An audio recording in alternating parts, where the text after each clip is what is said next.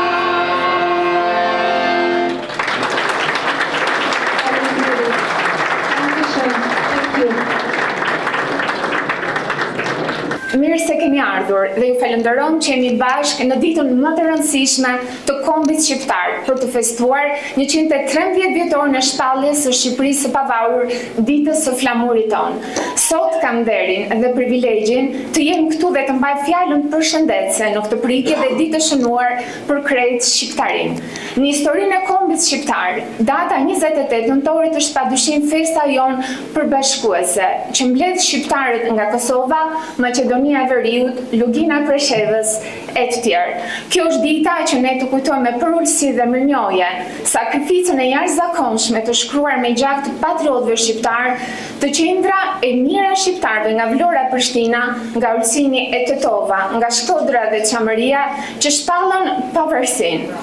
Në 28 nëntor, në vitin 1443, heroi kombëtar Gjergj Kastriot Skënderbeu ngriti për herë të parë flamurin fuqezin në qytetin e Krujës.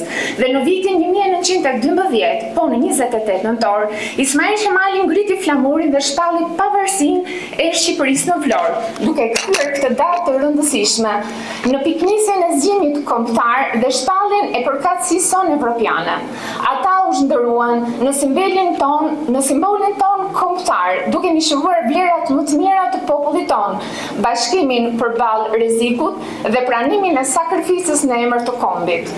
Pavarësia e shtetit shqiptar është arritur fal përpjekjes së paepur të shqiptarëve brenda dhe jashtë kufive të Shqipërisë. Dhe dita 28 nëntorit, dita e pavarësisë, është festa e një populli që diti të ruaj identitetin e tij unik si pjesë e kulturës evropiane. Këtë mbrëmje kujton me respekt dhe nderim veteranët me rastin e 81 vjetorit të çlirimit të Akveu. Remember also with respect and honor the martyrs in the 81st anniversary of the liberation of Albania. Miq të nderuar, Zvicra është nga investitorët kryesorë në Shqipëri me shumë investime në sektor strategjik si energjia, financat e pasuritë e paluajtshme. Zvicra ka dhënë kontribut të madh në mbështetje të reformave që forcojnë qeverisjen e mirë, decentralizimin dhe sundimin e ligjit. Angazhimi ynë diplomatik duhet të ecë paralelisht me përmirësimin e jetës ekonomike, politike dhe shoqërore në vend, gjithashtu edhe për diasporën shqiptare. Fokusimi i strategjisë për bashkëpunimin e ndihmës për zhvillim të fusha si mirëqenia, mirëqeverisja, infrastruktura urbane dhe ndryshimet klimatike, zhvillimi i qëndrueshëm tek punësimi, shëndetësia mbetet shumë i rëndësishëm. Vlerësojmë faktin e miratimit të marrëveshjes midis Shqipërisë së Zvicrës Big Values, sustainable development and commitment to institutions, decentralization and local sectors in Albania, with investment in strategic sectors such as energy. In conclusion, I strongly quote that Albania-Switzerland relations are cilat marrëdhëniet janë shumë të mira. Diaspora shqiptare këtu është një histori suksesi, një komunitet integruar, i respektuar dhe i vlerësuar, i cili kontribon për zhvillimin e vendeve të Zvicrës, Shqipërisë dhe të Kosovës. Me rastin e 55 vjetor të marrëdhënie diplomatike in areas of common interest, especially in education, sustainable development and innovation. Litton sentence that on every 28 November that make us Albanians. On the occasion of the 55th anniversary of diplomatic relations between our countries, I have the pleasure and honor to invite His Excellency Ambassador P.A. Fuchs, Director of the Department of Eurasia at the Swiss Foreign Ministry, for a greeting. Thank you very much. Meine Damen und Herren, Mitglieder der albanischen Diaspora hier und allen Eingeladenen, Gëzuar festen!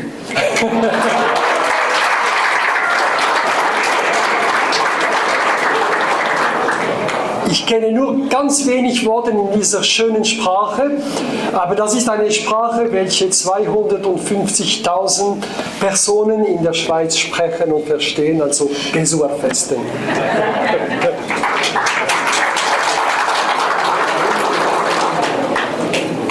I think, as you mentioned in your very rich speech, I have nothing to say anymore. Just to say that during these 55 years, you have made a great way and a way together with us. Your country made a wonderful path towards freedom, towards democracy, human rights, and also towards the rest of Europe. And our cooperation and our relations go hand in hand with that development. We opened an embassy in Tirana in 1992. Our development cooperation, international cooperation, started 5 years later.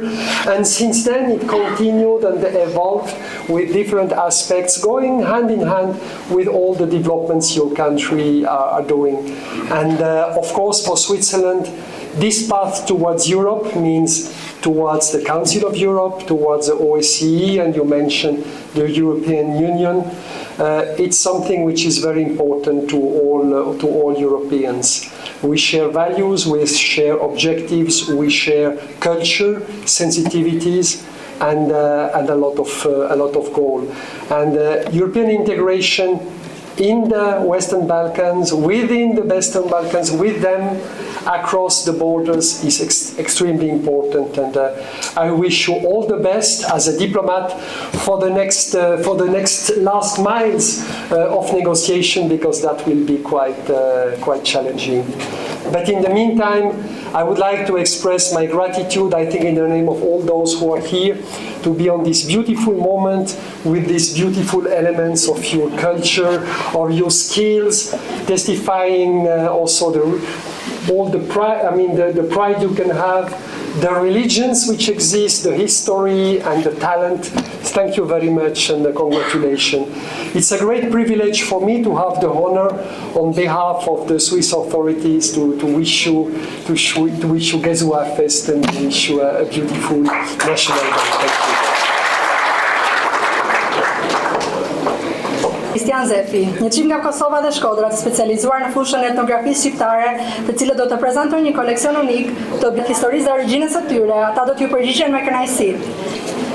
Now I have the pleasure to invite you all to visit the exhibition of our national pride.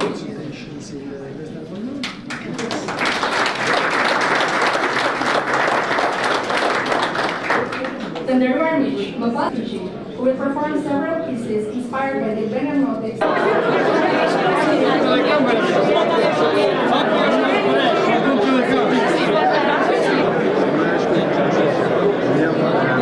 Mu me thonë Fabi Xhalles, vinë ka Kalabria, ka një kratun të bresh, rariku që fletë këtë gjuhë vjetër, bëhet bashkë me gjuhën tuaj.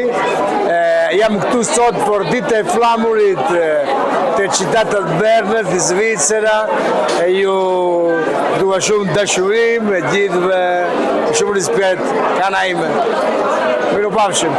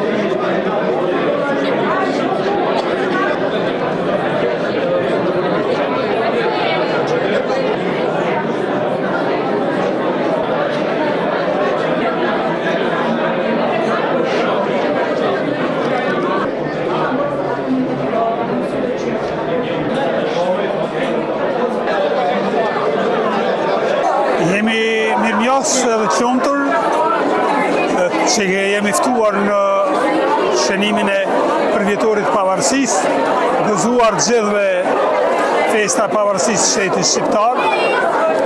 Ne jemi të kënaqur që jena ftuar në këtë manifestim.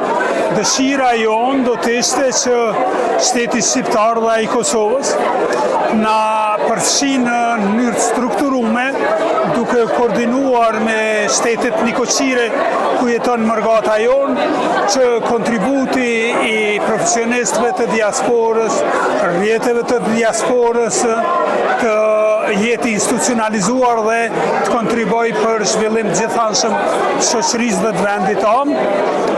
Për shkak që resurset dhe mundësit janë përvojat, shkatësit janë të panumërta në rrafshe të ndryshme jetësore, shoqënore, ekonomike, politike, kulturore, sportive tjera, duke mos harruar ato politike sindikaliste, dhe është koha e fundit që ky potencial, këto resurse të rrjedhin në mënyrë të natyrshme edhe për zhvillimin e shoqërisë dhe vendit tonë, që shoqëria dhe vendi jonë gjithashtu të orientohen ka të arriturat e shoqërisë njerëzore, që ne pjesërisht i shohemi këtu të realizuara, mos bëhen hapa formal, për shembull kemi edhe këshillën të diasporës, i cili deri më tani unë nuk kam dëgjuar si kanë mbledhur ndonjëherë bashkëkombas tonë mi pyet a kanë ide, propozime, projekte të ndryshme. Mirpo, edhe samitet e organizuara nga shteti shqiptar apo konferencat e diasporës në Kosovë nuk kanë shërbyer deri më tani për një përfshirje